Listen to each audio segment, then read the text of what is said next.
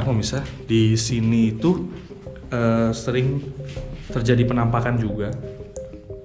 Bentuknya seperti orang-orang Indonesia, katanya mungkin itu hantu dari 6 orang yang meninggal itu pemirsa, katanya sih. Dan kadang mereka juga suka melihat orang berbaju panjang memakai tasbih dan membawa pedang, katanya pemirsa. Seperti itu sih katanya. Dan juga katanya dulu pernah ada orang yang datang ke sini pukul 5 sore untuk bersemedi, dan katanya akan keluar jam 12 malam, tapi baru sampai jam 7 orang itu sudah kabur pemirsa, sudah lari karena ketakutan. Ketika ditanya di dalam ada apa, dia menjawab,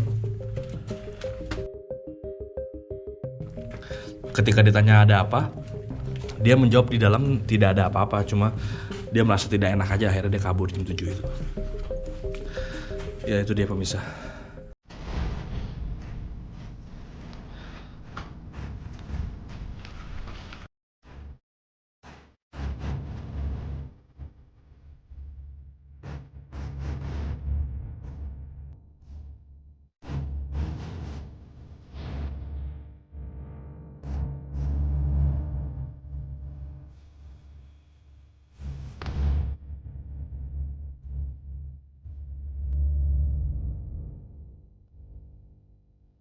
Oke pemirsa, sepertinya itu saja eksplorasi saya di Goa Jepang Jogo Tirto di sini. Memang kondisinya biasa aja, mungkin karena di sekelilingnya ada pemukiman warga, jadi tidak terlalu merinding atau gimana. Tapi tentu banyak cerita dan mitos yang ada dalam sini. Dan memang saya merasa ada sesuatu hal yang berbeda di Goa yang ketiga tadi pemirsa. Dan di bagian sana tadi di Goa ketiga itu emang hawanya berbeda pemirsa ketimbang di sini. Mungkin karena saya sendirian masuk ke dalam jadi hawanya berbeda. Tapi untuk goa-goa lain sih saya merasa biasa-biasa saja. Oke pemirsa, itu dia eksplorasi saya di Goa Jepang Jogo Tirto.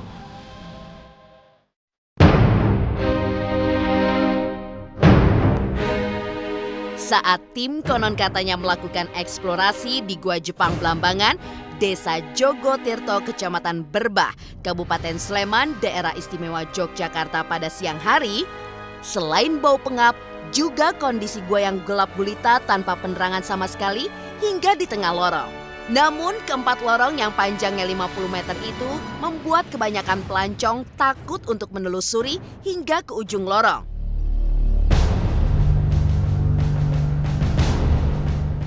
Tim konon katanya menelusuri dengan leluasa dengan menggunakan lampu sorot yang cukup terang sehingga bisa melihat segala sesuatu yang berada di dalam gua tersebut dengan sangat jelas.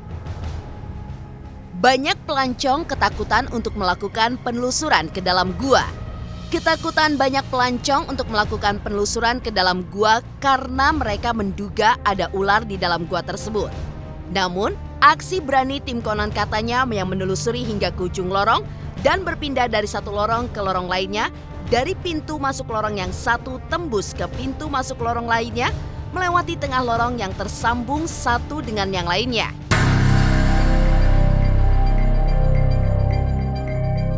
Secara kasat mata, selain melihat beberapa ekor kelelawar dan katak di dalam gua, tim konon katanya juga melihat besi dan baja di lorong keempat yang konon katanya untuk meletakkan rudal alias peluru kendali milik Jepang guna meledakkan pesawat sekutu yang landing atau mendarat di lapangan terbang yang kini disebut Adi Sucipto Yogyakarta.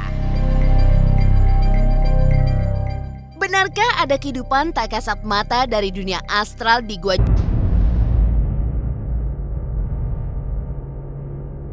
Konon katanya, Gua Jepang Blambangan di Desa Jogo Tirto, Kecamatan Berbah, Kabupaten Sleman, Daerah Istimewa Yogyakarta, terletak di sisi timur lapangan terbang Adi Sucipto.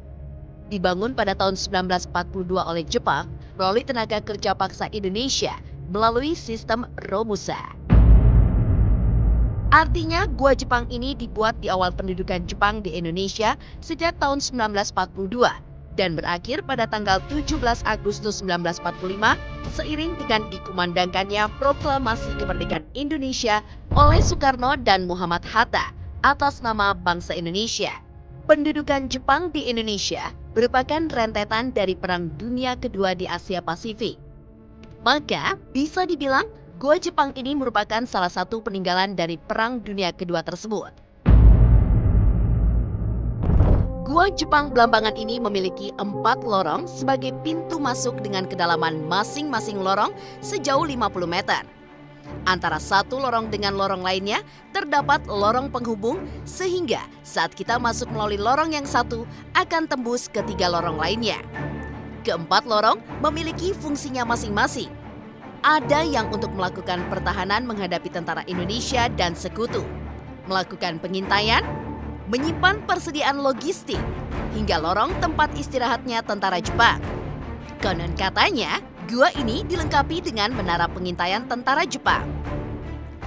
Semula, gua Jepang ini berfungsi sebagai pusat strategi tentara Jepang atau pusat pengintaian dalam menghadapi tentara Indonesia dan sekutu. Tapi kemudian, gua Jepang ini konon katanya selain berfungsi sebagai tempat persembunyian tentara Jepang pasca kekalahannya pada Perang Asia Pasifik dengan dibomnya kota Hiroshima dan Nagasaki oleh Amerika, juga sebagai tempat disembunyikannya bom dan sejumlah peralatan perang Jepang.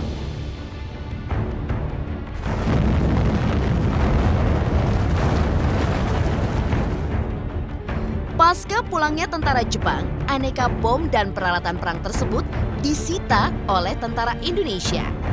Di lorong keempat yang tegak lurus dengan bandara yang kala itu disebut Maguwoharjo atau yang kini disebut dengan Adi Sucipto, terdapat konstruksi besi baja, masing-masing 8 pasang, yang konon katanya pada masa itu hendak digunakan oleh tentara Jepang sebagai penyanggah bom jumbo untuk meledakkan bandara Maguwoharjo agar tidak bisa digunakan sebagai tempat pendaratan oleh pesawat-pesawat sekutu Indonesia.